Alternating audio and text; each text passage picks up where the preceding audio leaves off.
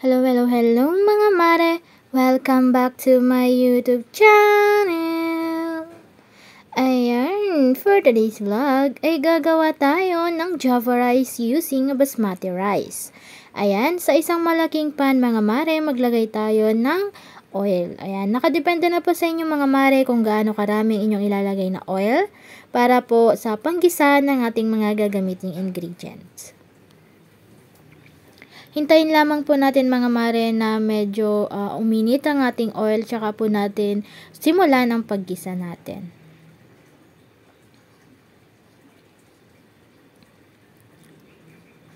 Ito po mga mare ay own version ko po ng aking paggawa ng Java rice kasi yung iba po mga mare ay hindi na po naglalagay ng ibang sangkap na aking inilalagay.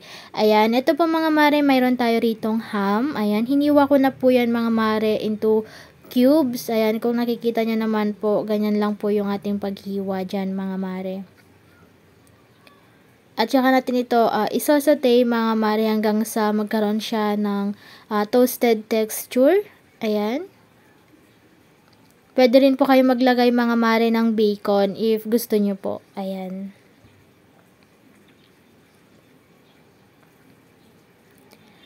Ayan, halu-haluin lamang natin ito mga mare para sa ganun ay hindi ito masunog at hindi dumikit sa ating kawali.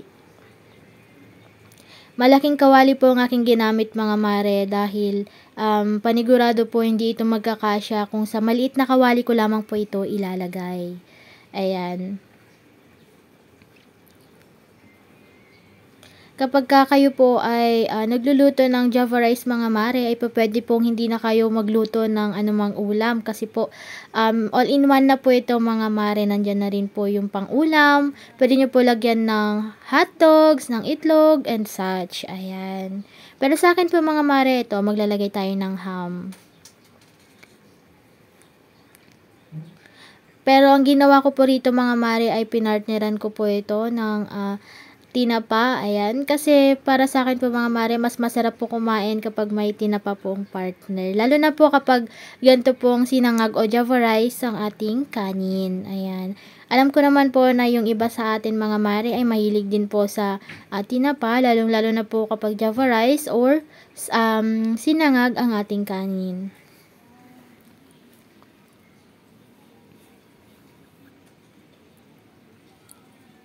Ayan, sa puntong ito mga mare ay medyo naluluto-luto na ang ating ham.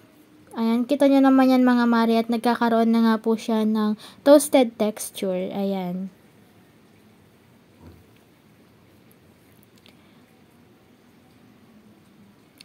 Madali lang po pala ang pagluluto ng ganito mga mare. Alam ko po na iba sa atin ay marunong naman pong magluto ng ganito pero may kanya-kanya nga po tayong version. Ayan. Sa akin naman po kasi maiba dahil gagamit po tayo ng basmati rice. Ayan. Maglalagay rin po pala tayo rito mga mare ng kaunting giniling na baboy.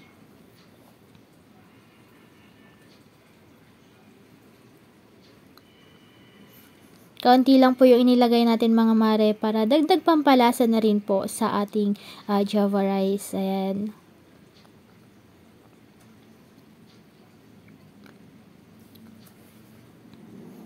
Ayan, ngayon naman mga mare, babawasan natin yung oil kasi sobrang daming oil na po ng ating inilagay kanina. And babawasan lamang po natin yan para sa ganun ay hindi mamantika ang ating lulutuin. Kasi magsisimula na po tayong magisa ng ating mga sibuyas at bawang. Ayan.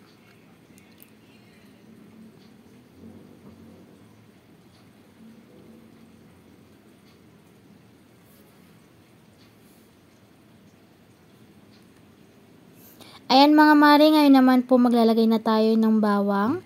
Ayan, isasutay lamang po natin ito mga mare. Isinama ko na po yan sa ating ham at giniling para sa ganun po mga mare ay yung aroma and yung lasa nito ay kumapit sa ating ham at giniling. Ayan, tignan nyo naman yan mga mare at ayan, may toasted texture na nga po siya.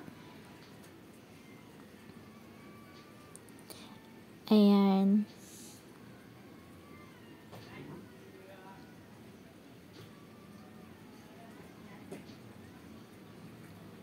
Pagpasensyahan nyo na po mga mare kung maingay po sa aking paligid dahil tanghali ko na po ito na-edit. Ayan, ngayon naman mga mare, ilalagay na natin ang ating carrots. Ayan, cubes din po ang aking paghiwa dyan. Yung iba po mga mare ay gumagamit po ng mixed veggies na ready to cook na po yung nasa plastic bag. Ayan. Pero ako po mga mare ay bumili pa po ako ng fresh carrots. Ayan mga mare, naglagay ako dyan ng ground black pepper. Ngayon naman po mga mare, maglalagay tayo ng canned corn. Ayan. Nakadepende na po yan sa inyo mga mare kung maglalagay kayo ng ganito. Dahil yung iba po ay hindi naglalagay ng corn sa kanilang Java rice. Pero dahil sa akin po ay paborito po ito ng mga bata, ay maglalagay po tayo.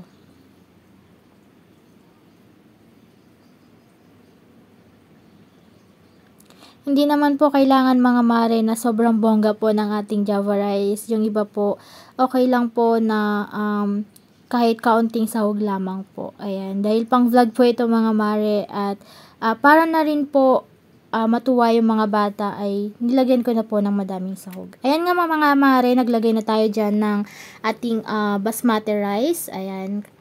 Maganda po itong gamitin mga mare na pang Java rice o pang sangag dahil yung butil po nito ay mahahaba. And talaga nga pong made siya para sa pang sangag. Ayan, naglalagay rin po pala ako dyan mga mare ng soy sauce natin.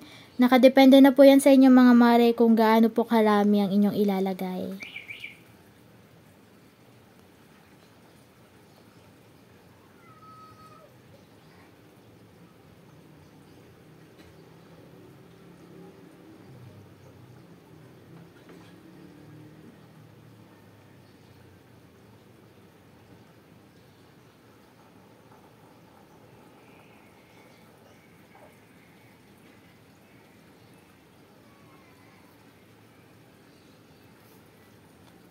Ayan, sa puntong ito mga mare ay maglalagay na tayo ng ating powdered seasoning. Ayan, alam nyo na po kung anong powdered seasoning yan mga mare. Nakadepende na po yan sa inyong mga mare kung gaano po karaming inyong ilalagay. Tikman nyo na lamang po para alam nyo po yung mga adjustment na inyong gagawin pa. Malapit na itong maluto mga mare, hintayin na lang po natin na medyo matusta yung ating rice. Ayan. Ngayon naman po mga mare, nagdagdag po ako dyan ng ground black pepper and ng salt. Ayan, para dagdag pampalasa na rin po. Pagpasensyahan nyo na po mga mare kung maingay po sa paligid natin ngayon.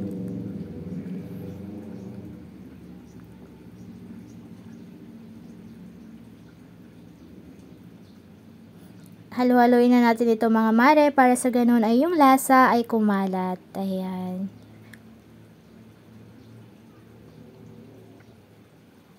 Ayan mga mare, kung gusto nyo pong gawin ito at gusto nyo rin pong gumamit ng basmati rice, ayan, may mga mura pong nabibili sa mga mall. Pero ayun nga lang po mga mare ay hindi na po yun parang authentic talaga. Pero ito pong ginamit natin dito mga mare ay galing po talaga ng Dubai. Ayan, at gagawa po sana ako ng biryani, kaso nga lang po mga mare ay mahal po yung ating mga ingredients at kulang pa po ako ng pansasahog natin. Kaya naman, eto muna tayo mga mare, gagawa muna tayo ng Java rice using yung basmati rice natin. Ayan mga mare, at dinudurog-durog na lamang po natin yung mga buo-buo dyan na kanin. At konting-konti na lamang po mga mare ay okay na rin po itong ating Java rice. Ayan. Maglalagay rin po tayo dyan mga mare ng ating spring onions or onion leeks.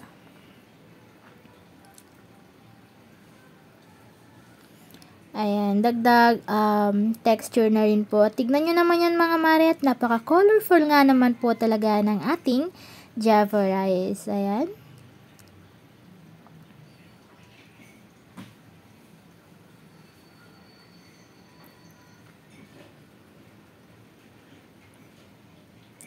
At ayan mga mare, tapos na naman po tayo sa ating isang cooking video.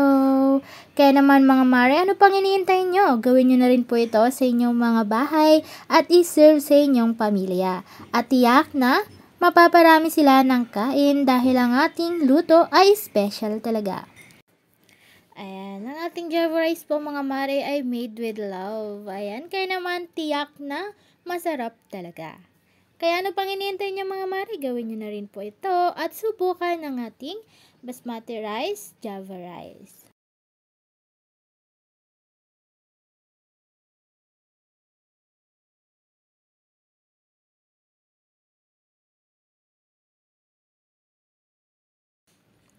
Ayan, tapos na naman po tayo sa ating isang cooking video. Kaya naman gusto ko magpasalamat sa ating mga channel members na walang sawang sumusuporta sa atin. At sa ating mga subscriber and viewers dyan, silent viewers, maraming salamat po sa inyong lahat.